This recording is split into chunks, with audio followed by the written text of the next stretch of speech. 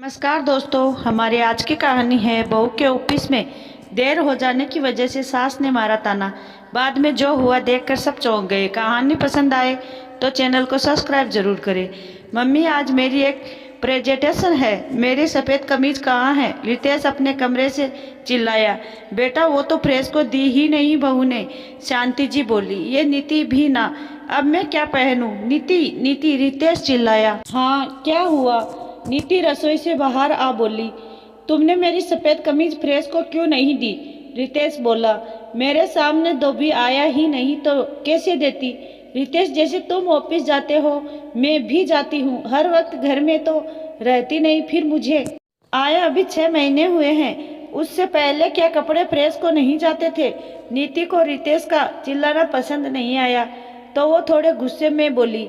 हाँ तो तब तुम ही नहीं थी, मैंने बहुत जिम्मेदारी निभा ली, अब तुम आ गई हो तो अब तुम्हारी जिम्मेदारी है। शांति जी, शांति से बोल, अशांति फैला चलती बनी। खैर, उस वक्त रितेश बड़बड़ करता हुआ दूसरी कमीज पहन गया। नीति भी खाना बना ऑफिस चली गई। आज उसकी भी एक जरूरी मीटिंग थी। ऐसा पहली बार नहीं हुआ था कि किसी काम के ना होने का ठीकरा उसके सिर पड़ा गया हो, जबकि सारा दिन शांति जी घर में रहती है, पर मजाल है कोई काम कर दे। मम्मी जी, आज मुझे थोड़ा लेट हो जाएगा मीटिंग के कारण, आप जरा दाल चढ़ा दीजिएगा। नीति ने शाम में ऑफिस से फोन करके सास से कहा। मैं तो बाहर सत्संग में आई हुई हूँ, मुझे भी देर हो जाएगी आने में, शांति जी ने जवाब दिया। नीति ने फोन रख दिया। वो सोचने लगी, शादी के बाद सारी जिम्मेदारियां बहू पर क्यों आ जाती है? फिर चाहे वो नौकरी पेशा हो या घरेलू, क्यों नहीं ससुराल में सास उसे समझती? आखिर वो भी तो एक औरत है। इस स्थिति से वो खुद भी गुजरी होती है। उसने घड़ी में टाइम देखा तो फटाफट मीटिंग में चली गई। मीटिंग खत्म होते होते 7 बज गए। उसने फटाफट स्कूटी उठाई और घर की तरफ भागी। घर पहुंच के उसने देखा सासू माँ आराम से सोफे पर बैठी टीवी देख रही है। वो कपड़े बदल रसोई में भागी। बाकी सारे काम को तो उसने सहायिका लगा रखी है, पर खाना शांति जी को बहू के हाथ का चाहिए।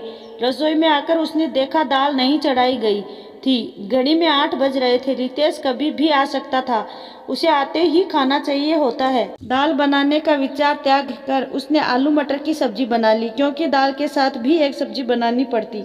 इतना समय था नहीं। ये क्या, बस एक सब्जी, दाल नहीं बनाई आज? रितेश खाने के मेज पर बोला। महारानी जी आई ही देर से है, अब बहू के राज में यही होगा, रूखा सूखा मिलेगा, जबकि आज तक यहाँ ऐसा नहीं हुआ। नीति के कुछ बोलने से पहले शांति जी तपाक से बोली। यार नीति, क्या करती हो तुम? वैसे तो हर काम को सहायिका है, 2 काम खुद करती हो, वो भी ठीक से नहीं होते तुमसे। रितेश बोला। मम्मी जी, मैं ऑफिस गई थी, तफरी करने नहीं, और मैंने आपको ऑफिस से बोला था दाल चढ़ा देना, आप पर तो आपने तो भिगोना तक जरूरी नहीं समझा। नीति गुस्से को पीती हुई बोली। हाँ तो मैं भी तो सत्संग में थी, आकर मैं थक गई थी। वैसे भी इतने साल गृहस्थी चलाई हमने, सारी जिम्मेदारी उठाई, अब तुम आ गई, अब भी हम ही उठाए क्या? अब तो ये सब देखने की जिम्मेदारी तुम्हारी है। शांति जी हाथ नचाकर बोली। मम्मी जी, बहू के ऊपर उसकी शादी के बाद सिर्फ काम की जिम्मेदारी नहीं डाली जाती, बल्कि गलतियों की जिम्मेदारी भी डाली जाती है। भले बहू नौकरी करे पर घर के काम भी करे। कुछ भूल चूक या समय की कमी से कोई कमी रह जाए तो उस गलती की जिम्मेदारी केवल बहू की होती है। भले वो घर में नहीं होती, पर धोबी को कपड़े वही देगी, सब्जियां वही लाएगी, बिजली के बिल, गैस, सबका ध्यान वही रखेगी। क्यों? क्योंकि वो बहू है। अगर इनमें से कोई काम समय पर नहीं हुआ तो गलती सारी बहू की। नीति आज अपने मन की बात बोल पड़ी। नीति, ये कैसी बात कर रही हो तुम माँ से? रितेश गुस्से से बोला। सही बोल रही हूँ रितेश, 6 महीने पहले तक जो काम मम्मी जी आराम से कर लेती थी, अब वो मेरी जिम्मेदारी है। क्यों? क्या मैं तुम्हारी तरह ऑफिस नहीं जाती? अगर ये सब काम करना मेरी जिम्मेदारी है तो मैं ऑफिस छोड़ देती हूँ, क्योंकि बिन बात गलतियों का ठीकरा मैं अपने सर नहीं ले सकती। नीति ने अपना फैसला सुना दिया। नीति, नौकरी छोड़ने की बात कहाँ से आ गई? चलो, बिजली, गैस और सब्जी की जिम्मेदारी मैं लेता हूँ, और कपड़े धोबी को मम्मी दे दिया करेगी। क्यों मम्मी? रितेश नीति के नौकरी छोड़ने की बात पर बोला। जोरू का गुलाम, ये बोल शांति जी शांति से खाना खाने लगी। नीति जो खुद भी अपनी मेहनत के बल पर पाई नौकरी नहीं छोड़ना चाहती थी। उसने बात यहीं ख़त्म करना उचित समझा, क्योंकि आज उसने अपनी बात कह दी थी। अब हर गलती का ठीकरा उसके सर नहीं फूटेगा। दोस्तों, क्यों बहू के आते ही उससे इतनी अपेक्षाएं हो जाती है? क्या वो इंसान नहीं?